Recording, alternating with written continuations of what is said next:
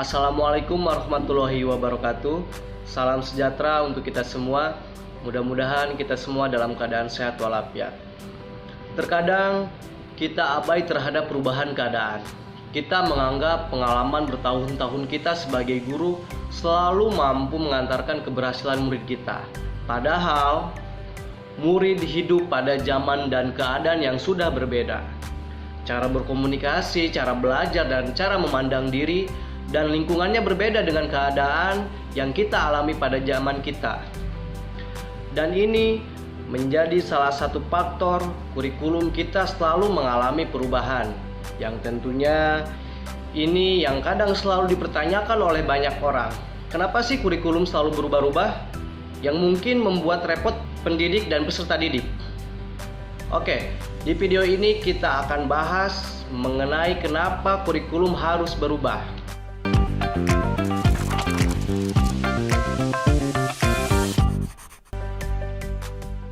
Sebenarnya sampai hari ini belum ada pengertian kurikulum yang mengikat secara universal.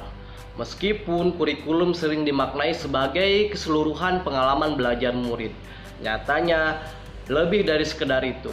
Kurikulum itu kompleks dan multidimensi.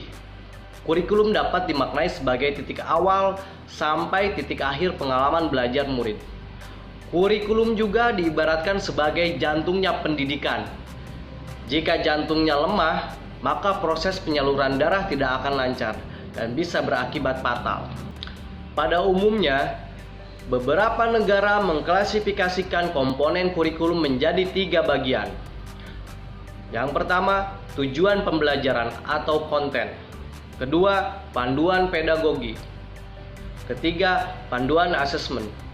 Komponen itu dapat kita gunakan dalam mendesain kurikulum dan pembelajaran berdasarkan kebutuhan murid, mulai dari kompetensi apa yang akan dimiliki murid sampai proyeksi masa depan dan bagaimana cara mewujudkan atau mencapai kompetensi tersebut.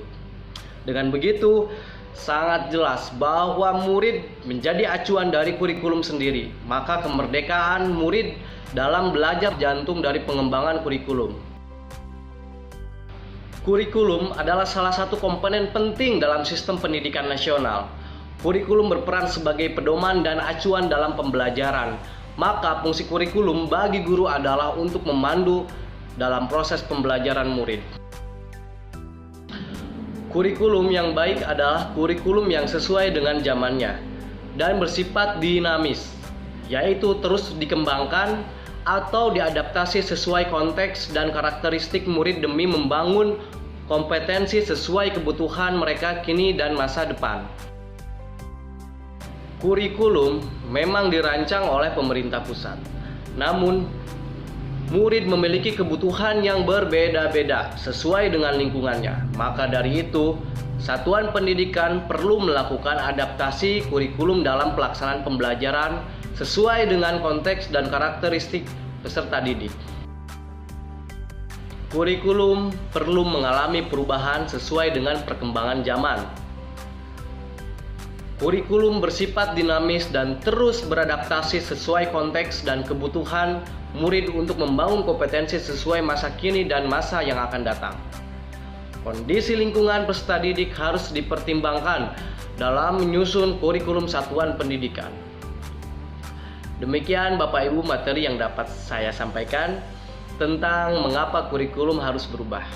Semoga dapat membuka pandangan kita, pemahaman kita akan arti pentingnya kurikulum di masa sekarang dan di masa depan. Semoga bermanfaat.